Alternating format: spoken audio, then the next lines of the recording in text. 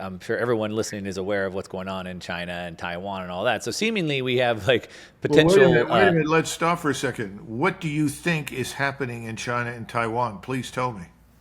Well, it seems like there's sort of a showdown in the South Pacific, potentially, where China wants to move into Taiwan. They've been stationing ships, running maneuvers on our jets, our aircraft carriers, et cetera.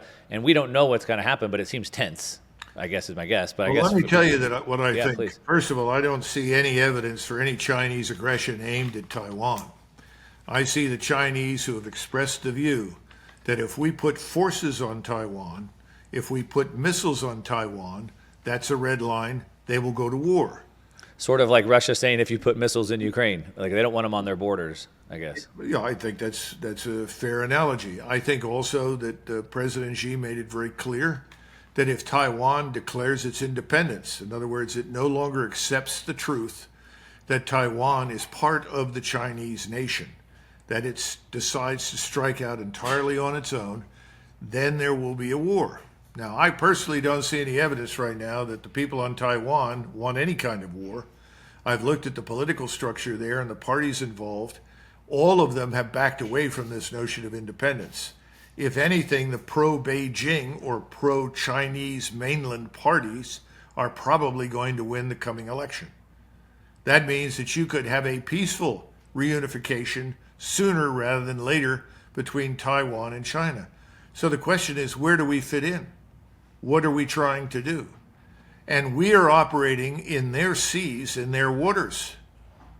The Chinese have never stopped a commercial vessel. And theoretically, we are the ones that say over and over and over again that freedom of the seas is primarily for commerce. And as long as commerce is not interrupted, what are we concerned about?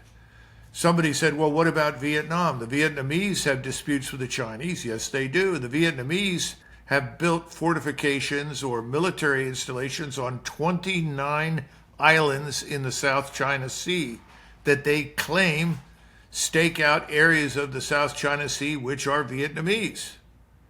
Well, that's fine. What does that have to do with us? Nothing. Then why are we concerned about similar behavior on the part of mainland China? And oh, by the way, mainland China's claims in the South China Sea are identical to the claims that Taiwan makes, since Taiwan declares itself a representative of the Chinese nation. I guess what I'm trying to get across is that if there is any confrontation, collision, or crisis over there, it's because of us. We are the outsiders. We don't have Chinese fleets sitting in the Caribbean. We don't have a fleet of Chinese vessels sailing up and down the Pacific coast. The Russians are not conducting exercises off the coast of Boston. But we have conducted exercises within 50 miles of St. Petersburg in the Baltic. So my point is, who's provocative and who is not?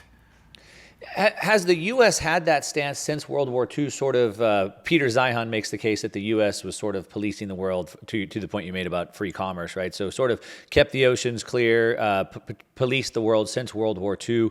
And so that's sort of been the stance, and maybe that stance is still there, which is why they're in St. Petersburg, why they're in the South Pacific. But now as China says, hey, we want to take back over the South Pacific, it's that territorial war that then is causing this?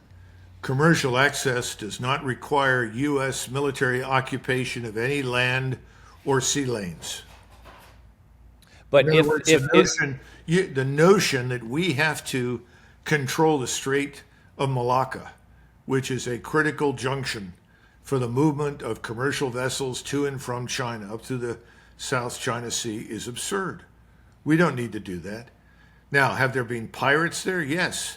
Pirates you can deal with. Piratical activity is an international crime. Everyone is interested in suppressing and destroying piracy. My point is that if the Chinese, the Vietnamese, and anybody else, as long as they are not interrupting or interfering with commercial traffic, what they do is of really no consequence to us. Yeah. And this is the part that people don't get. Just because we have decided that we are the world's greatest naval power and that everyone should bow down to our demands because we're the greatest naval power, Therefore, we have a right to sail within a few miles of someone else's territory or someone else's installation is ridiculous, especially in the world today because of what I described to you earlier, this ISR strike complex. All these little islets in the South Pacific, if we were ever to go to war, would vanish in minutes. They're easy to target, easy to destroy. This is why amphibious forces, large amphibious assaults, are now an impossibility anywhere that counts.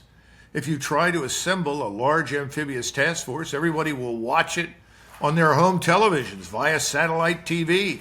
And then when it's completely established there are enough vessels there, it will be sunk because everyone can target it. Do you understand what I'm saying? Yeah, of course. We need to think about the world today differently from the Yeah. way we have thought about it in the past.